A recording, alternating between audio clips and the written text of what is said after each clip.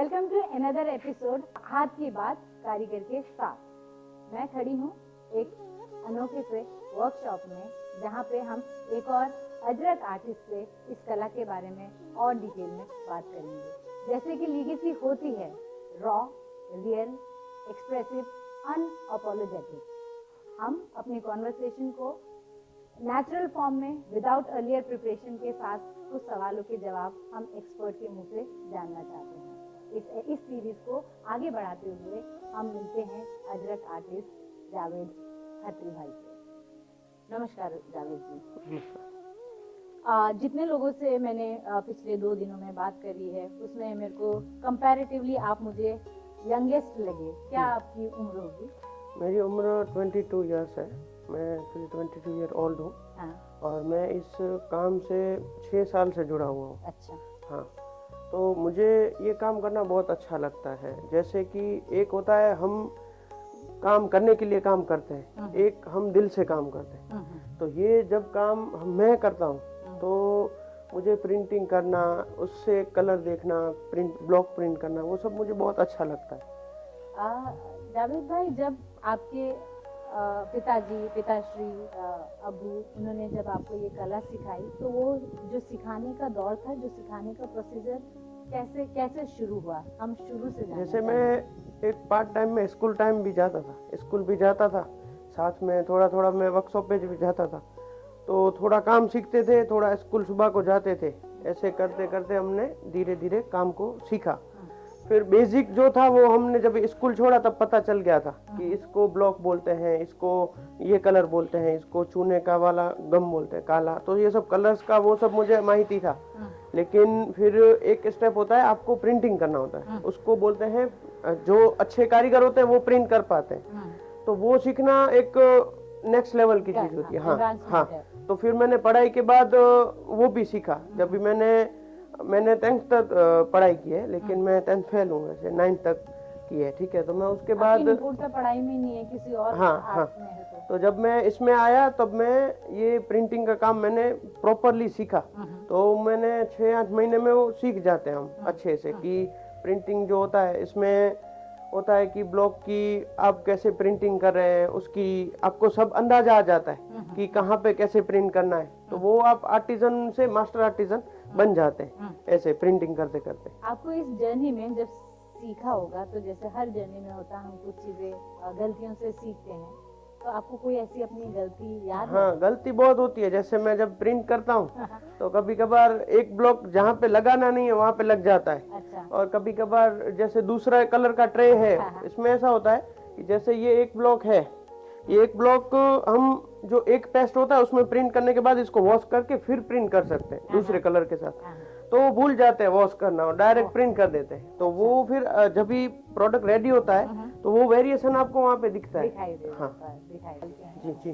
तो आपका जो सोच का नजरिया, मैं समझती हूँ कि डिजाइन को भी लेकर, क्योंकि आप प्रिंटिंग लेवल तक तो आप आ ही गए।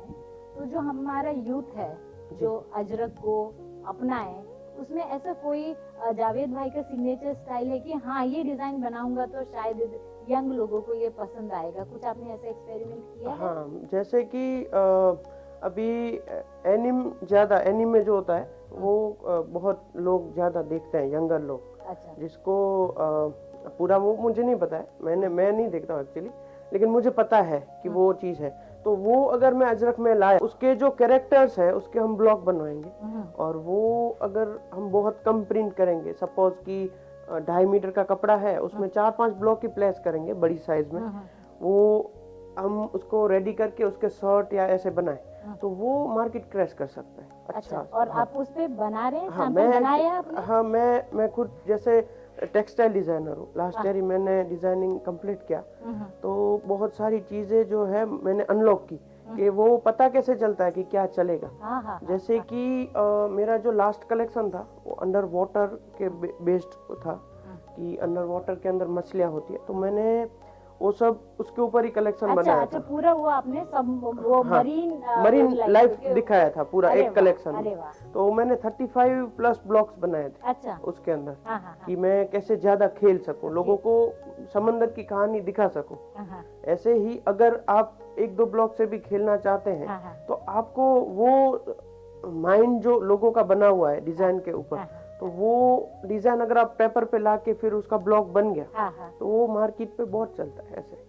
अच्छा, हाँ। तो आप ये एक्सपेरिमेंटल हाँ आप रेगुलर हाँ, बेसिस मैं पे रेगुलर आप करता हूँ, बेसिस पे और मेरा काम इसीलिए थोड़ा मैं अलग होता है। जैसे हर एक चीज, जैसे अजरक है तो अजरक के साथ कुछ नया चाहिए लोगों को, तो नए में भी हम जैसे अगर डिजाइन के अलग अलग प्लेसमेंट करते हैं तो इतना फर्क नहीं आता है, लेकिन चीज को ही नजरिया बदल देते हैं तो वो लोगों का नजरिया बहुत बदल जाता है लेने बाय करने में। जैसे आज की डेट में अभी हमारे मेन कस्टमर तो यंगर है, आज अगर हम यंगर को टारगेट नहीं करेंगे तो 10 साल के बाद वो भी अजरक को भूल जाएंगे। बिल्कुल बिल्कुल तो वो उनको हम टेक, जैसे होता है ना कि गोल हमारा वही है कि मैं ज्यादा से ज्यादा यंगर लोगों को सिखाऊं, ये क्राफ्ट के बारे में पता चले और आगे जाके वही हमारा क्राफ्ट खरीदे। अच्छा, एक क्वेश्चन जो मैं आपसे ही समझना चाहूंगी कि जो जो फेक अजरक या केमिकल अजरक है और नेचुरल अजरक में मैं आपसे समझना चाहूंगी कि अगर बारीकियां हो और पहचान करनी हो एक अजरक लवर, क्योंकि मार्केट में तो हर तरीके की चीज अवेलेबल है, केमिकल प्रिंट भी अवेलेबल है, महंगा भी अवेलेबल है, सस्ता भी अवेलेबल है, तो उसको हम कैसे पहचान कर सकते हैं? मोटे मोटे 2-3 तरीके हैं जो हमें आप समझा सके तो। जैसे देखो, पहला जो तरीका है, जैसे अभी स्क्रीन प्रिंटिंग में क्या हो रहा है, आप जैसे ये ब्लॉक प्रिंट किया हुआ है हर जगह, तो उसका एक नाप होता है। जैसे ये हमारा बॉर्डर है, ये ट्रेडिशनल अजरक का बॉर्डर है, तो इसका एक साइज है। जब आप प्रिंट करेंगे तो हर बार ये खुद का मार्क छोड़ेगा। हाँ हाँ बिल्कुल ठीक है, जब प्रिंटर प्रिंट करता है तो ये इक्वल नहीं आता है, अनइवन आता है थोड़ा। तो वो जो अनइवन आता है, तो वो मार्क जहाँ से ब्लॉक चेंज हो रहा है, तो वो वुडन हैंड ब्लॉक प्रिंटिंग की पहचान है। कोई भी हैंड ब्लॉक प्रिंट का प्रोडक्ट है उसमें आप देख सकते हो, अजरक ही नहीं, कोई भी हैंड ब्लॉक प्रिंट का। ठीक है, उसके बाद अजरक में कैसे पहचानना है, तो अजरक के जो ट्रेडिशनल कलर है, जो रेगुलर कलर अजरक में आते हैं, वही कलर पैलेट को पहचानना है। लाल, ब्लू, ब्लैक, येलो, ग्रीन, इस टाइप का कलर पैलेट आता है। और इसका आप जब भी पीछे देखेंगे तो ये सामने से ब्राइट दिखेगा, पीछे से आपको ब्राइट नहीं दिखेगा, और जो रेडी हुआ प्रोडक्ट दिखेगा। हाँ, और रेडी प्रोडक्ट में पीछे भी आपको दाग दिखेंगे। स्क्रीन में क्या होता है कि दोनों साइड इक्वल दिखता है, एक साइड आपको एकदम लाइट दिखेगा और एक साइड डार्क दिखेगा, उसमें दाग धब्बे ऐसा नहीं। जैसे आप ये देख सकते हैं, ये है साड़ी है, तो इसके अंदर ये हमने बैकग्राउंड पे हरडे किया हुआ है। अभी हरडे क्या होता है, हरडे होता है मायरो ब्लेंड जिसको बोलते हैं, उससे हमने ये इसको डिप किया हुआ है उसमें, उसके पानी में, फिर सुखा के इसके ऊपर हम प्रिंटिंग करेंगे। तो अभी जो फर्स्ट प्रिंटिंग होता है वो हमारा लाइम पाउडर से होता है, और लाइम पाउडर और बबुल गम, उसके अंदर एक पेस्ट बना होता है, उससे हम प्रिंट करते हैं, जिसको बोलते हैं रेक। ये जो है ये आउटलाइन होता है, इसको हम बोलते हैं रेक। तो ये फर्स्ट प्रिंट इसका प्रिंट होगा, और ये सारी बन रहा है एक्चुअली।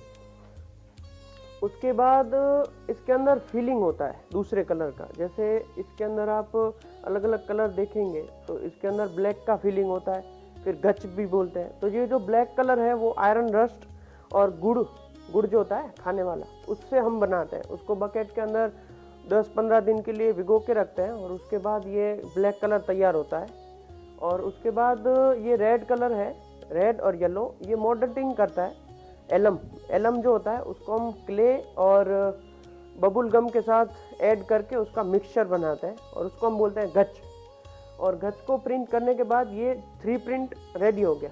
तो ये रेडी होने के बाद इसको हम डिप करते हैं, जैसे इंडिको में करते हैं, ब्लैक से पुताई करते हैं, रेड कलर के लिए ब्रश के अंदर एलम का कलर लेके उसके ऊपर रेड पॉलिशिंग करते हैं।